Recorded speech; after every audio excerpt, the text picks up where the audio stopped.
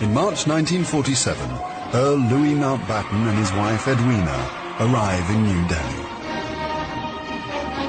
The great-grandson of Queen Victoria and second cousin to George VI, Mountbatten brings a regal presence to the drama of India's independence.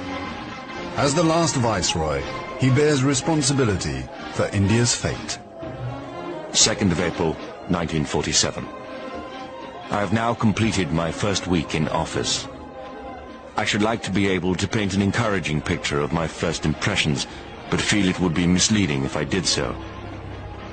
The scene here is one of unrelieved gloom. At this early stage, I can see little common ground on which to build any agreed solution for the future of India. The only conclusion I have been able to come to is that unless I act quickly, I may well find the real beginnings of a civil war on my hands.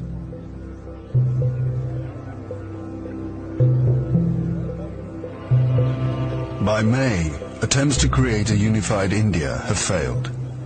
Gandhi retreats from political life. Muhammad Ali Jinnah, leader of the Muslim League, and Jawaharlal Nehru of the Indian National Congress concede to divide India. Fearing a total loss of control, Mountbatten brings forward the transfer of power to August. Two nations will be created by partition, a secular India and a new homeland for India's Muslims, Pakistan. Nehru addresses the people of India. Long years ago, we made a tryst with destiny, and now the time comes when we shall redeem our pledge. At the stroke of the midnight hour, when the world sleeps, India will awake to life and freedom.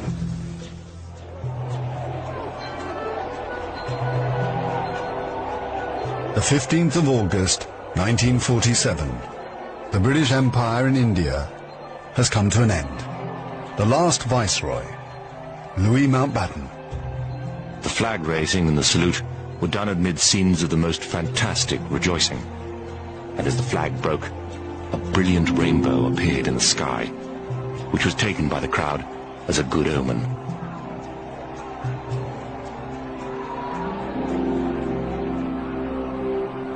Qasim Muhammad. On the 15th of August came freedom. The freedom to burn, loot and murder.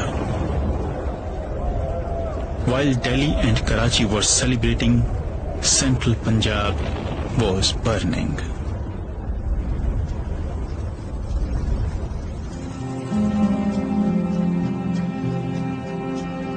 Between August 1947 and March 1948, 4.5 million Hindus and Sikhs are forced to migrate from Pakistan to India.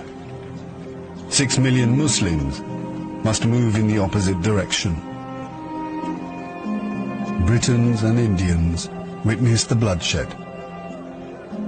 Shahid Ahmed. It is a battleground. People have gone mad. Trains to Pakistan are being looted and occupants slaughtered. We all knew that carnage was in the offing. So did Mountbatten. The British Empire, which tried to build India over centuries, can never live down this great tragedy.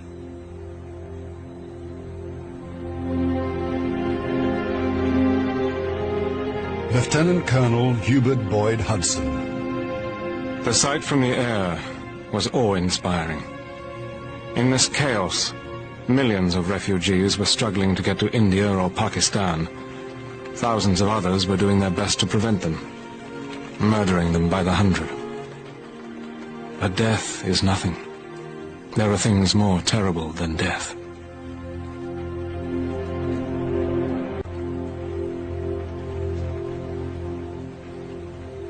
Ten million people are displaced in the partition of India.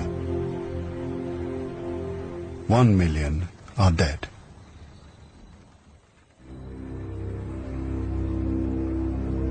By the summer of 1948, most of the British have left. Hubert Boyd Hudson has been in India for 15 years.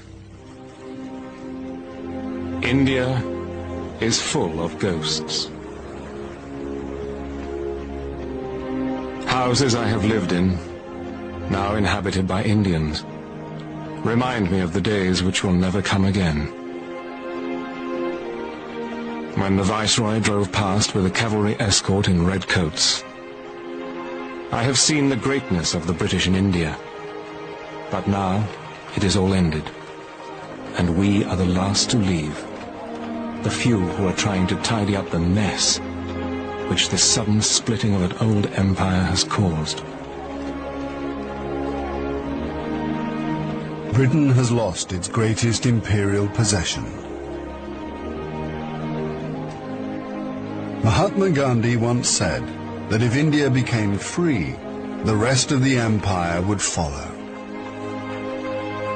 In the next 10 years, the fire of India's independence will spread around the globe, from the Middle East to Africa.